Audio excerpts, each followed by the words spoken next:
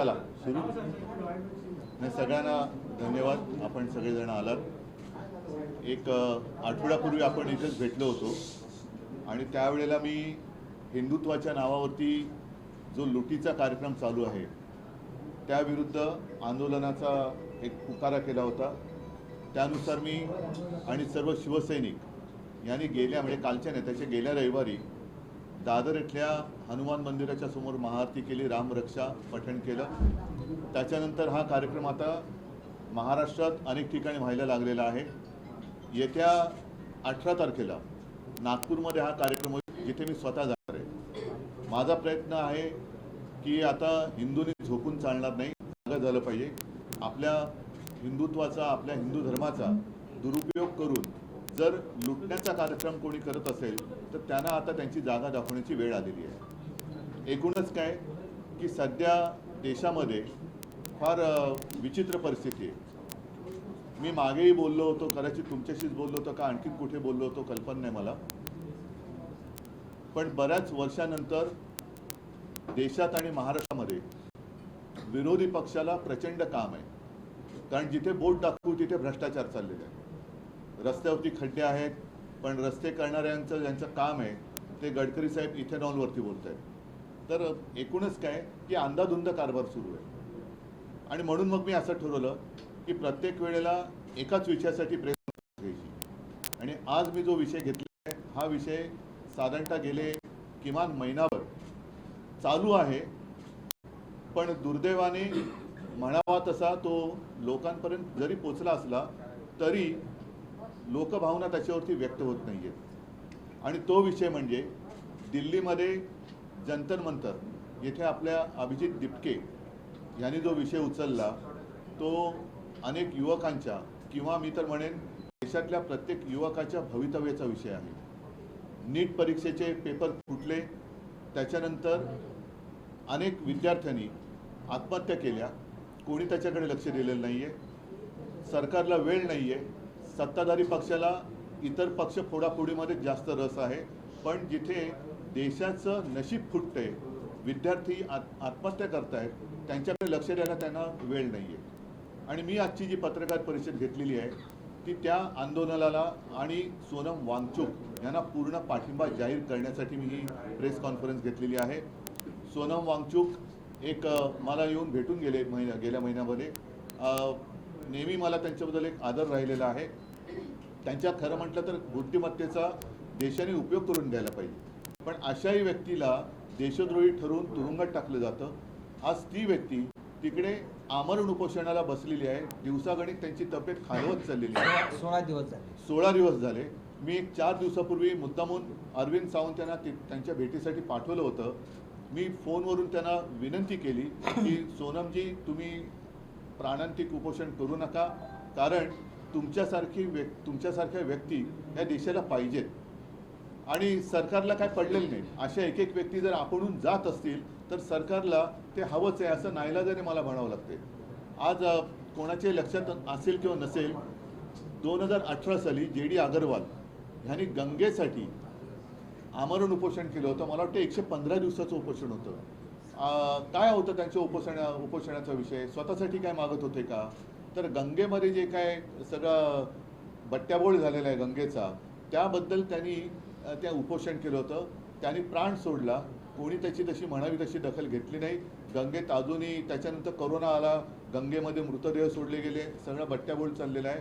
आणि आज देखील सोनम वांगचुक ह्यांची प्रकृती ही दिवसागणिक खालवत चाललेली आहे. मी तर म्हणेन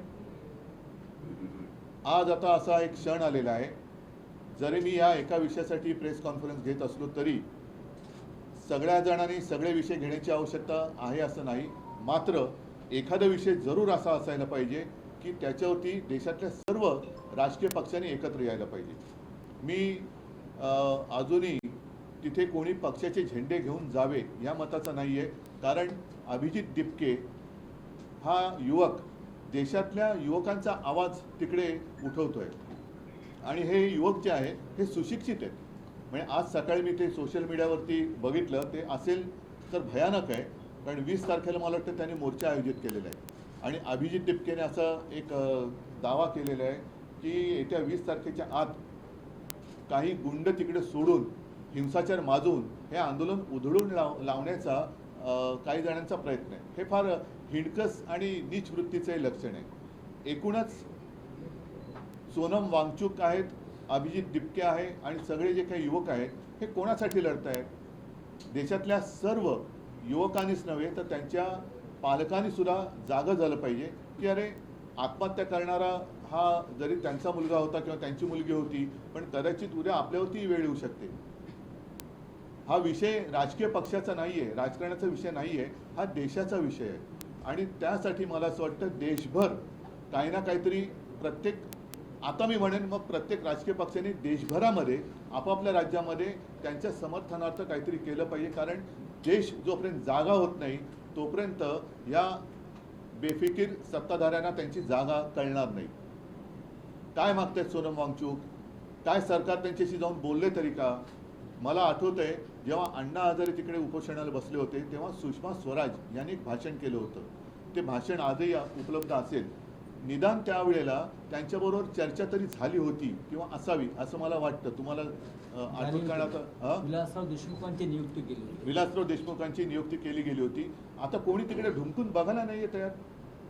काय फरक काय पडतो? जर एखाद्या व्यक्तीकडनं एखादं काम नीट होत नसेल तर त्या व्यक्तीला बदलण्याची मागणी होत असेल की जिच्यामुळे लाखो विद्यार्थ्यांचं भविष्य हे बर्बाद होत असेल तर त्या व्यक्तीला बदलायला काय हरकत आहे? ह्याच्यामध्ये कमीपणा काय? धर्मेंद्र प्रधानांचा राजीनामा घेऊन तिकडे जर काय सक्षम व्यक्तीची नेमणूक केली गेली तर याच्यात कमीपणा मानण्याचं कारण काय? जे विद्यार्थी जागून, आणि मी बघतोय की अनेक पालक सुद्धा अतिशय म्हणजे संतापलेले आहेत. त्यांनी त्यांच्या आयुष्याची पुंजी लावून माझा मुलगा माझी मुलगी शिकली पाहिजे, सुशिक्षित झाली पाहिजे, मोठी झाली पाहिजे, मला शिकता नाही आलं पण माझा मुलगा किंवा मुलगी शिकली पाहिजे. त्या मुलाचं संपूर्ण शिक्षण आणि त्यांची आयुष्यभराची पुंजी ही एका ह्याच्यात बर्बाद होते आणि कोणाला काही पडलेलं नाही आहे. बरं, त्याच्यात आणखीन आता हे बोललं तर पुन्हा महाराष्ट्राचा अपमान होईल असं मुख्यमंत्र्यांना वाटू शकतं. कारण या नीट परीक्षेचं जे काही पेपर फुटीचं केंद्र आहे हे महाराष्ट्रामध्ये होतं. अटका झाल्या, पुढे काय? मग एकूण एका पाठोपाठ एक पेपर फुटत आहे. त्याच्यानंतर आपल्या महाराष्ट्रातल्या शिक्षण मंत्र्यांच्या घरासमोर सुद्धा आंदोलनं झाली. तर कोणाला कारभाराची काही चिंता नाही आहे.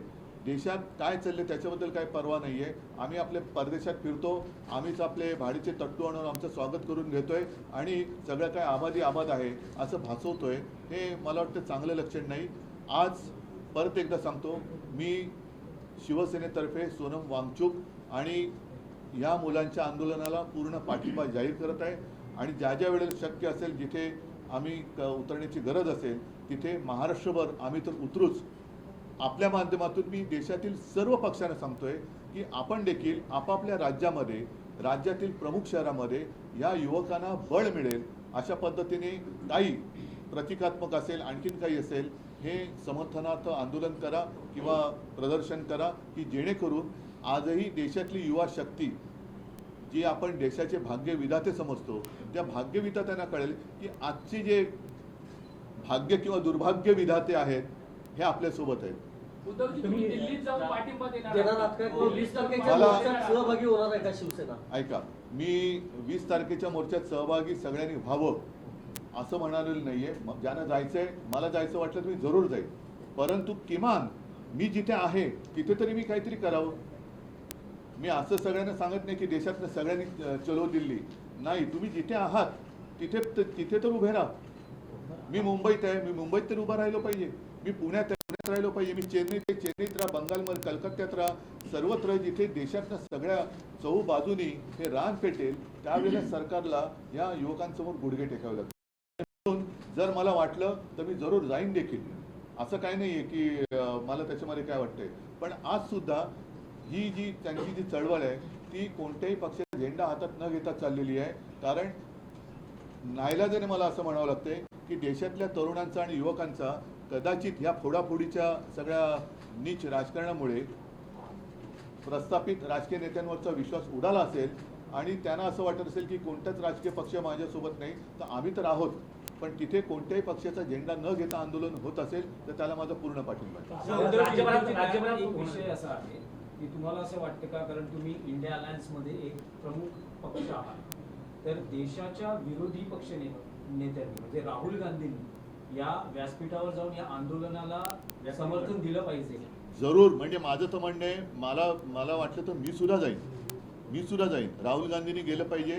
देशातील ज्यांना असं वाटतं, मग अगदी भारतीय जनता पक्षातले असले तरी, जसं मी राम रक्षा आंदोलनात भाजपच्या कट्टर कडवट हिंदुत्ववादींना आवाहन केलं होतं की ज्यांना हिंदू धर्माबद्दल प्रेम आहे त्यांनी सहभागी व्हावं, तसंच आज देखील मी पक्षाच्या पलीकडे जाऊन ज्यांना या देशातल्या युवकांबद्दल एक आस्था आहे, तो कोणत्याही पक्षाचा असो, पक्षाचे जोडे बाजूला ठेवून तिथे जावं अशी माझी सगळ्यांना विनंती नाही, आहे. 16 दिवस झालं. आणि नाही तर किमान आपण जिथे आहात, म्हणजे आता जसं तामिळनाडूमध्ये स्टालिन आहेत, ते विजय आहेत, केरळामध्ये आता काँग्रेसचं सरकार आले, कर्नाटकात आहे, तिकडे ममता दिदी जरी विरोधी पक्षात असल्या तरी सर्वांनी, अखिलेश आहेत उत्तर प्रदेशमध्ये, छत्तीसगडमध्ये कोण असतील, झारखंडमध्ये कोण असतील, तर संपूर्ण देशात किमान त्या राज्यातल्या प्रमुख शहरामध्ये सगळे जर का रस्त्यावर उतरले आणि याला पाठिंबा दिला तर मला वाटतं देशात नाही, पण 16 दिवस आंदोलन सुरू आहे. राहुल गांधी जिथं राहतात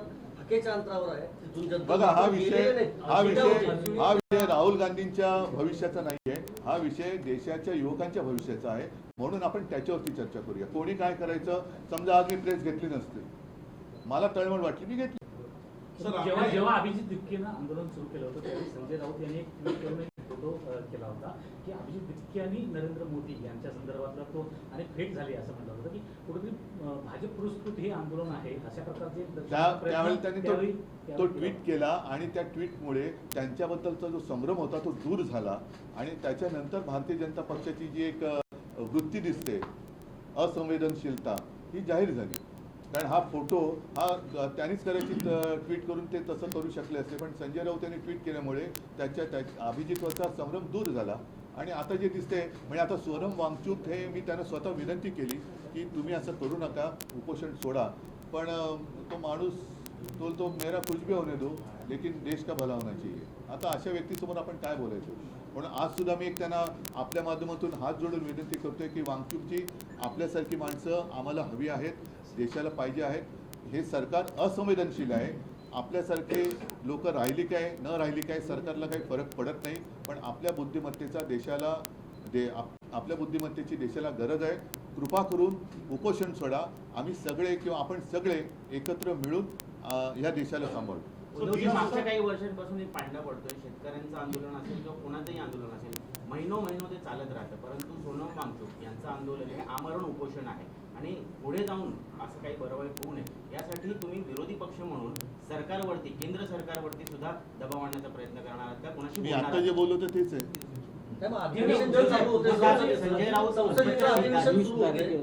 पार्लमेंटच्या पहिल्याच दिवशीचा विषय पार्लमेंटला घेतला. आज पार्लमेंट सुरू होतंय. हो, मग खासदारांची काय भूमिका? 20 तारखेला आमचे खासदार तर या विषयावरती दणानून सोडतीलच, संसद दणानून सोडतील. राहुलजी पण त्यावेळेला राहुलजींना सुद्धा मी विनंती करतोय, सर्व पक्षाच्या खासदारांना सांगतोय, अगदी भारतीय जनता पक्षाच्या खासदारांना सांगतोय की तुमच्यात जर माणुसकीचा एखादा अंश शिल्लक असेल तर ह्या आंदोलनात सहभागी व्हा. उद्धवजी असं म्हटलं जातंय प्रत्येक प्रेस कॉन्फरन्स मध्ये 3 लोक नेहमी असायची.